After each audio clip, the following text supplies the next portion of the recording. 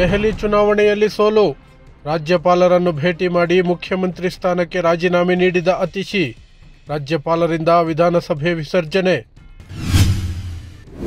2026ರಲ್ಲಿ ಪಶ್ಚಿಮ ಬಂಗಾಳದ ಸರದಿ. ಮಮತಾ ಬ್ಯಾನರ್ಜಿಗೆ ಬಿಜೆಪಿ ನಾಯಕ ಸುವೇಂದು ಅಧಿಕಾರಿ ಎಚ್ಚರಿಕೆ. ಮೆಟ್ರೋ ದರ ಏರಿಕೆ. ಜನಸಾಮಾನ್ಯರ ಗಾಯದ ಮೇಲೆ ಕಾಂಗ್ರೆಸ್ ಸರ್ಕಾರದಿಂದ ಮತ್ತೊಂದು ಬರೆ. ವಿಪಕ್ಷ ನಾಯಕ ಆರ್ ಅಶೋಕ್. ಛತ್ತೀಸ್ಗಢದಲ್ಲಿ ಭದ್ರತಾ ಪಡೆ ನಕ್ಸಲರ ನಡುವೆ ಗುಂಡಿನ ಕಾಳಗ. 31 ಮಂದಿ ನಕ್ಸಲರ ಹತ್ಯೆ. 2 ಭದ್ರತಾ ಸಿಬ್ಬಂದಿ ಬಲಿ. ಚೀನಾದಲ್ಲಿ ಭೀಕರ ಭೂಕಂಪ. 10 ಮನೆಗಳು ಮಣ್ಣಿನಡಿ ಸಮಾಧಿ. 30 ಜನ ನಾಪತ್ತೆ.